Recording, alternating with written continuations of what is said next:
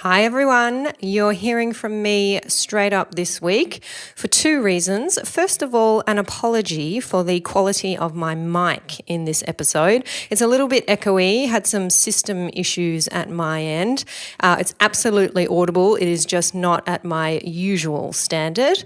David Hampton sounds great, and whatever that issue was has certainly been resolved at my end now.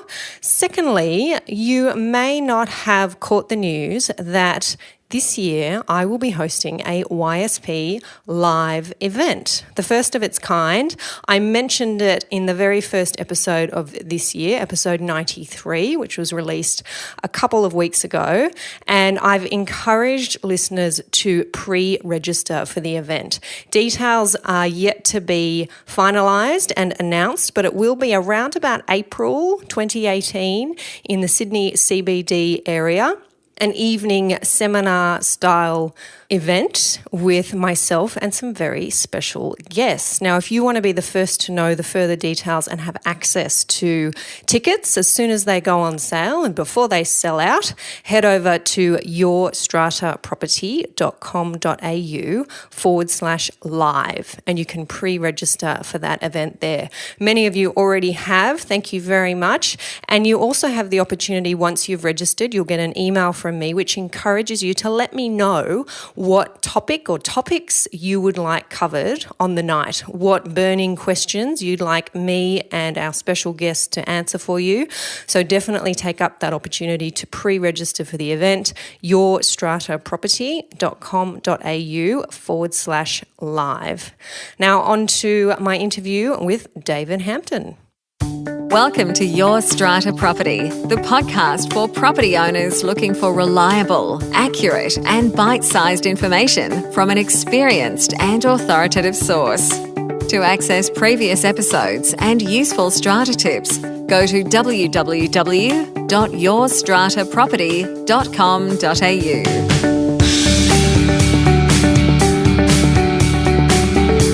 Hello and welcome. I'm Amanda Farmer and this is Your Strata Property. With over 30 years experience in the services sector across 5 countries, David Hampton joined Smarter Communities, formerly Vesture, in 2015 after leaving his CEO position at leading strata specialist insurer CHU. David has previously held roles from CEO, COO, General Manager to Country Head at several global blue chip companies, where he earned a solid reputation for successfully driving growth and profitability. He believes in harnessing the potential of people, growing capabilities, and providing opportunities for people to be their best, an integral component for a growing business striving for excellence. David holds a Master of Economics and a Bachelor of Business from Macquarie University. Today, I am delighted to welcome David Hampton from Smarter Communities. Welcome, David. Thank you, Amanda. You make me sound very old and very clever, which I can vouch for the age, but I can't vouch for being clever. But like most people, I seem to have stumbled into strata by accident. So I've been involved, I suppose, for about 5 or 6 years now in strata. Yeah. And love the people, love the industry, love the potential. Yeah, good on you, and definitely well qualified to be in this sector helping those who most need it. Now, I've mentioned there that Vesture has evolved into Smarter Communities. And I want to kick off our chat today by talking a little bit about that, if you can. What was that switch about, and what do you say that means for the strata communities that you're serving? Yeah, we looked at our branding across the country, and simple little test, if you walk past our offices and you saw our branding, would you be enticed to actually tap on the door? And clearly we look like lawyers, accountants and other bits and pieces. And I said, if we had a shop in a Westfield shopping mall, how many customers do you think would get dropping by? So the answer was pretty close to 0. And we also looked at the heritage or the background of strata. It really came out driven by the regulations, company secretary, financial control type aspects and functions. And that's the heritage, that's where we've come from. But if you project into the future, you look at what we do now, Fortunately or unfortunately, the range of issues that we have to deal with is ever increasing, and the depth, the knowledge that's expected of our people to serve customers is increasing. So we looked at that. We looked at our branding and other bits and pieces, and we thought, well, we needed some colour. Let's make it a bit sexy, a little bit, more about the people that live in the buildings. Yep. Like all strata managers, you'll hear us say quite often, our life would be very easy if all we had to do was manage the bricks and mortar. But, the people aspect is obviously an important part of it. And you look around the world, Australia's the most urbanised country in the face of the planet. We've now got this densification occurring. So we're really just catching up. You go to New York, London, you look at the apartments and, you try and find freestanding houses. So, we're very lucky. And as I say to our staff quite often, how would you like to be working on a Ford or a Holden plant in Australia? It's pretty depressing working for an industry that's not growing, that's not being challenged. We're being challenged every day. We're growing every day. And as I said, the length and the breadth of knowledge that's required. We're on a smarter journey in our business. We think the industry needs to do this as well. Yep. And as I say to my colleagues in the industry and people, I said, the problem with our industry, we have this much work to do and we have this many people. What's our industry response to that? We know we need to bring in technology. We know we need to innovate. And we just need to get smarter. So in our business, anything we're doing now, we just apply a very simple test. Is this smarter than the way we have been doing it? Easy to say, hard to do, Amanda. Yes, I'm sure. Now, I was at an event for Rockend for their Strata software, and they had a panel, and we were discussing that very question of finding people, not just enough people, but the right people to do this very difficult job that is strata management. Yes. You got to wear many different hats. I liken it to being a project manager. You don't necessarily need to know how, you need to know who, you need to know when, you need to know when you need help and the right people to reach out to. How do you find these people? How do you attract these people to your business? And how do you keep them in what is, I think, an increasingly competitive market where we see strata managers moving from company to company, obviously being made some very attractive offers. They are in demand. How are you attracting them? And to use your new brand, how are you being smart about that? Yeah, look, it's an interesting question. As I said, the fundamental issue in strata as it's practiced now is the shortage of labour. The cost of labour, people, is very high. And it's an industry, as we know, nobody rings up to have a chat to say thank you to you. So it's sometimes I get emails from committee members, chair people and so on and so forth. And, being a blokey Australian guy, you open it and you want to sort of respond this way. Then, of course, you realise we're dealing with customers here. I mean, it's not an easy problem to solve. And I think that one of the big issues or the immediate consequences of that labour shortage is customer service standards are just going through the floor. Yeah. I mean, people don't have enough knowledge. I mean, and look, we do it in our business. We haul people in. Some of them have experience, some of them don't. We'll dump 1,000 customers onto them or 2,000, and we expect them to be able to swim immediately. So I personally think the way that the role of a strata manager is designed, it's almost designed to fail. There's not enough specialisation. I mean, one of the big issues we have in our business right now, and everybody has it, is NBN. Yep. So we've got 130 strata managers across the country that know this much about NBN. Yeah, a tiny bit. And every day we expect those people in the front line to be able to service the information, knowledge requests of our customers. The reality is they can't. Yep. So we're looking at things like, well, take them off the daily production line, some of these things. Yep. Give them to specialists, Yep. service providers, internal or external, and make sure there's connectivity using technology there. One of the things the industry doesn't have, and for those of us who've worked in other industries, there's no task management or workflow management in strata. The core platforms that we use, the systems, don't have workflow technology. What do you mean by that, workflow management? Well, I used to work in investment management and life insurance. So a piece of work comes in or a piece of business, it might be a new policy or, an adjustment to an address or something. It gets assigned a task number. Right. So at any point in time along the production line, you can work out, well, how many things are parked here, how many things are parked here.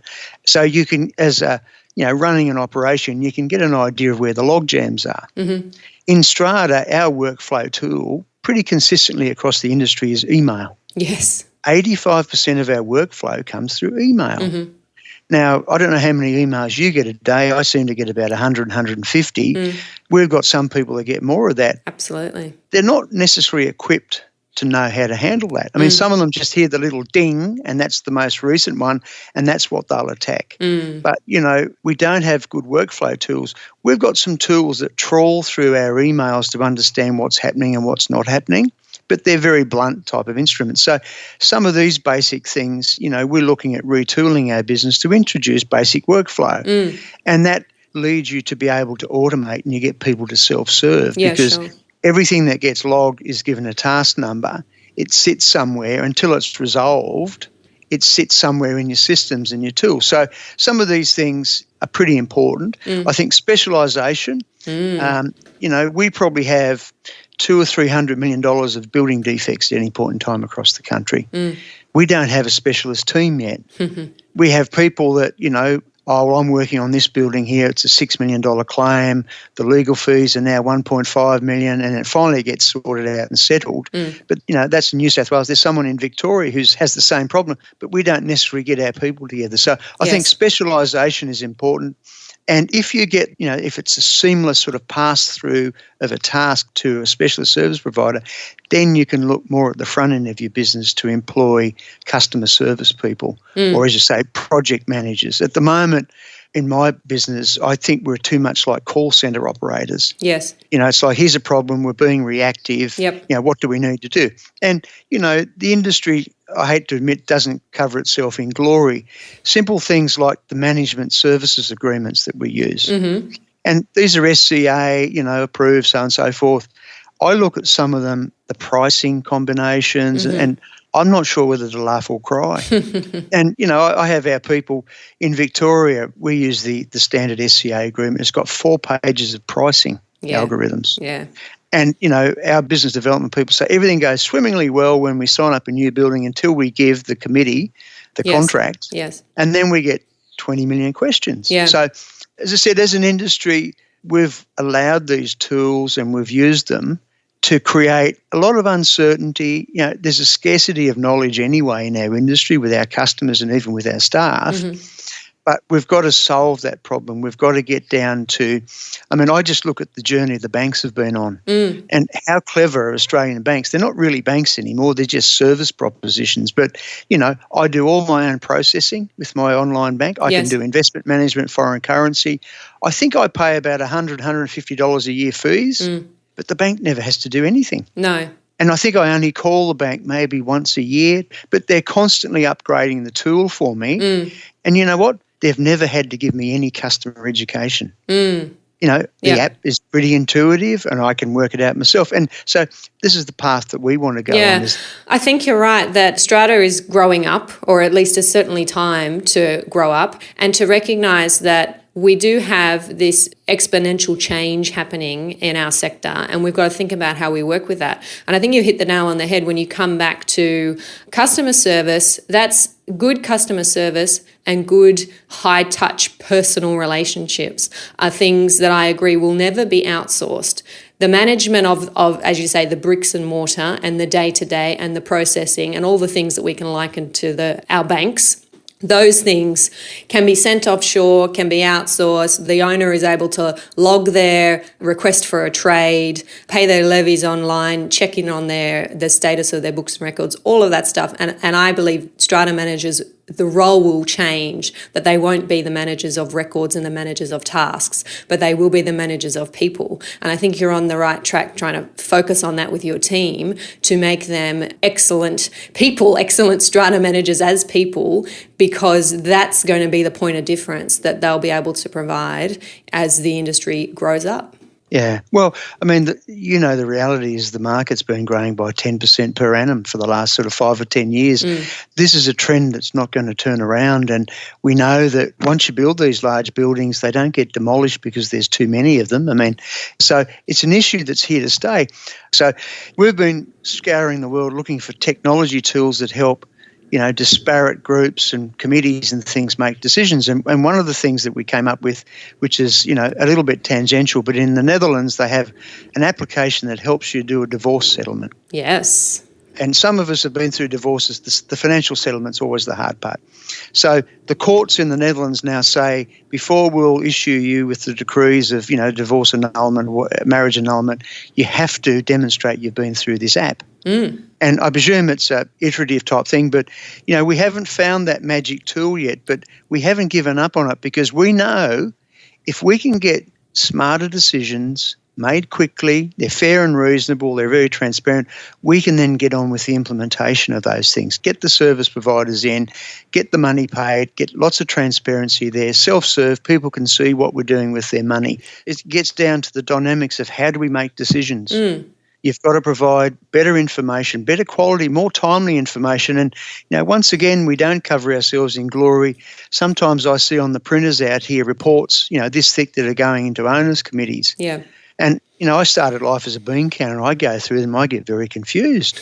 And I say, what's the message we're giving to these people? Why don't we produce dashboards, very simplified things that just focus on the exception? So there's a lot of things that we're trying to do in our business, and I'm sure the industry's trying to do it. You've got some new software platforms that are in the process of being developed, and we're all sitting here waiting with bated breath for all these things to happen. But, you made the point, what makes a smart community? The first thing is, do people care? Yeah. Right? And it's very old-fashioned. Yep. And it gets back to trust. I'm a boy from the bush originally. I still go out to get things done in the country because I know the service providers. Yep. Here in Sydney, if I say, here's my car, I take it to the local mechanic, I say start at the front, start at the back, I could get a bill for $5,000. If I do it in the country, it's probably a few $100s. But So how do you as strata managers build that trust?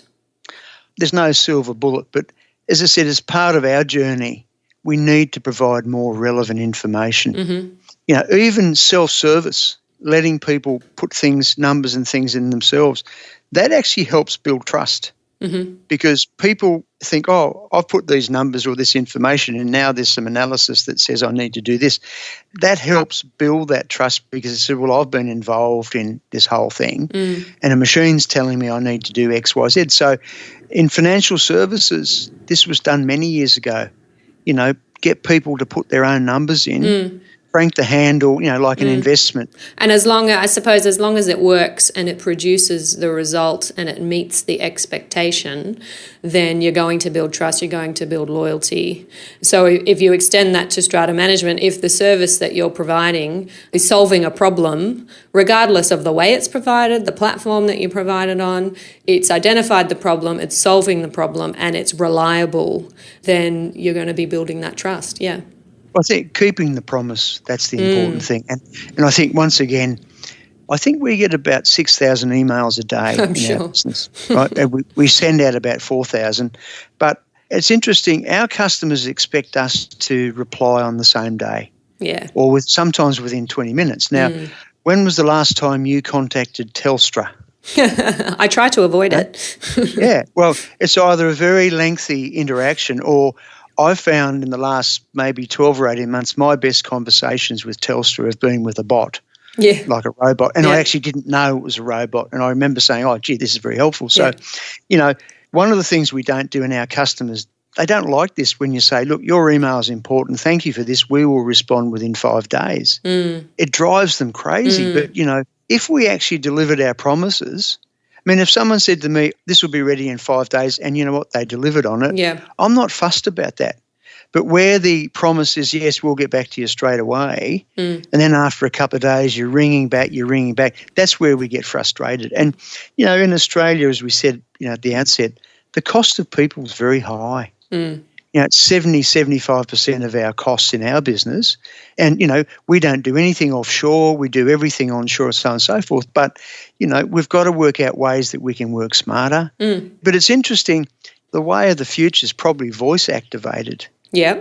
I got a Google Home, in my home. We've got some Google Homes here and some little robots in the office that are walking around listening to people. Nice. And we want to eventually, I suppose, Google's taking a big bet because at the moment people want to type and see something on the screen. The Google Home and, Amazon's got similar propositions. It's, well, talk to a machine and then listen. Yep. So, at home with my Google Home, I've linked it into my diary. So when I'm having breakfast, I say, hey, Google, tell me about my day. And it says, well, you got a meeting at 10 o'clock. No, I don't have a secretary anymore. I used to have a secretary always doing, travel itineraries and inquiries. And I sort of think that Google and these tools will end up, I can book a flight with Google. I can, book a restaurant, other bits and pieces. So it could be the power of the voice and the ear. It might make a comeback because it might save our thumbs. Yeah, for sure. I certainly, when I'm on the move and have maybe a coffee in one hand and a 4-year-old in the other, I'm certainly dictating to my phone wherever I can. And it is a really powerful tool. And I like to imagine how that might convert into our sector. Do we see general meetings, strata meetings, that we've got a little Google bot that's sitting on the table and listening to the meeting and perhaps jumping in when it needs to with answers, with advice and guidance? Well, they can be real smart, Alex, too. They're good people to have around trivia. Okay. Google.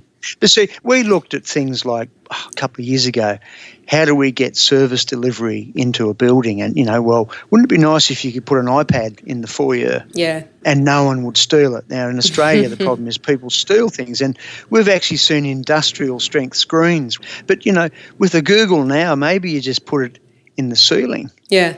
And people come down and say, look, I live in apartment 35. Yeah. A pipe's just burst. Can you please fix it? Love it. And, those sort of things. And I think the other thing too is, as I said, we've got a lot of people in our industry working really hard. We've got a lot of people who don't work very hard. They delete emails and other bits and pieces. But what I like about the industry, it's been seen as very boring and very laborious, but I think there's the challenge and there's the opportunity. Yes. To haul it into the next century. Yep. Get customers doing things themselves. Yep. And, the whole education and trust. We've done a lot of work on what's the ideal customer experience in Strata. Yep. And we always come back to the best customer experience is when you never hear from your Strata manager and you never hear from your customers because things are humming away. And this is what the banks have achieved with their apps and their platforms. Yep. We don't complain to the banks anymore. I can't remember the last time I was angry with a bank. And I remember 15, 20 years ago, you think, they've made a mess of this. But now, if there's an error in sending money to someone's account, it's, I made the error. So who am I going to get angry with? So I think some of these things are quite clever. And I think on that topic of trust and particularly of understanding what it is that you guys are doing as strata managers, I think the fact that you're here talking to me on this platform and all of our listeners are having that access to be able to understand who you are when you're managing these large companies and what you experience every day. You're a real person. You get it. You understand the problems on the ground. And maybe 5, 10, probably less years ago, they wouldn't have had that opportunity. So just being able to listen to you and you tell it your way, I think is really valuable. Yeah. I mean, the problem with technology is we can't really envision what it's going to do. But I just look around at the strata landscape. There's so many more buildings. There's going to be so many defects. And, if and when the property bubble bursts, I think it'll probably be led by strata because of oversupply. But, things like, well, what's a waterproofing membrane? All these other things. And I say to our guys, I said, who's going to come through with the mop and bucket and fix all this stuff up? Yeah. We've got to position ourselves to do that. We've got to be seen as fix-it people. We've got to be transparent. We've got to get specialisation in. And, you're a lawyer. When someone buys an apartment, they don't really know what they're buying, do they? No. And even when you tell them, they don't know. Well, it's funny, when you start talking about airspace, they think you're some Doctor Who nut or something, it's like the TARDIS. But I remember when I was at CHU, we had some businesses over other parts of the world, and we looked at writing a policy for South America. And we looked at it and I said, I wouldn't write any policies down there because nobody knows who owns what. And it's a pretty simple test. If that wall falls over, who fixes it? Yeah. Now, we're very lucky. We've got very clear definitions of common property and stuff. A lot of people don't understand it, but in South America, the answer was whoever has the most money. Yeah, I'm sure. Yeah. So nobody really could give me clear answers on who owns what. Yeah. And we collaborate. We've looked at businesses in the States, in China, in Germany. Everybody's got the same sort of issues. How do you get communities to work together? How do you get them to make smart decisions? Yep. And trust. always comes up is Yeah. when you ask someone overseas who's running a business, you say, what's your number one issue? It's trust. And that comes with money, I think. That's Sure. part of Yeah, that you're managing their money. Yeah. Now, we unfortunately are running out of time, David, and I'm really enjoying this very wide-ranging conversation with you, but I don't want to miss out on asking you the book question. What books have had the greatest impact on you and why? Look, I still have nightmares about David Copperfield because I didn't do the 6 essays over the school holidays when I was a younger man. But I don't read all that much, to be honest with you, for leisure. But things that I've read, biographies, or particularly autobiographies of, people who've just been pretty ordinary people who've done extraordinary things. Yeah.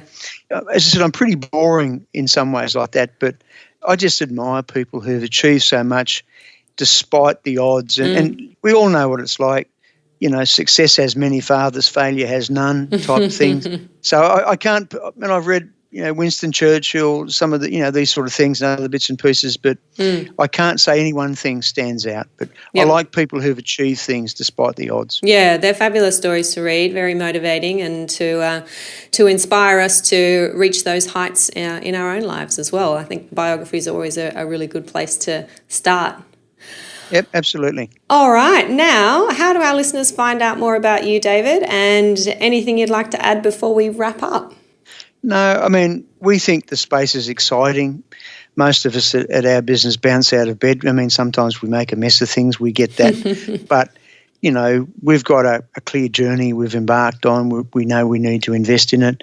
If you want to find out more about us, smartercommunities.com.au. I'm not sure whether my phone number's there, but I'm a boy from the bush from a family of talkers. So, really? I wouldn't have guessed. I can talk the legs off an iron pot. Well, it's lovely to chat with you today, and I'm sure our listeners have enjoyed what you've had to offer. I'm sure we'll have you back because getting stuck into these topics in each of these issues that we've talked about in a bit more depth, I'd really like to do that. So I hope you'll have that opportunity for us down the track. No problem. Okay, thanks, Amanda. Thanks so much, Have a nice David. day. You too. Bye-bye. Thank you for listening to Your Strata Property, the podcast which consistently delivers to property owners reliable and accurate information about their strata property. You can access all the information below this episode via the show notes at www.yourstrataproperty.com.au. You can also ask questions in the comments section, which Amanda will answer in her upcoming episodes. How can Amanda help you today?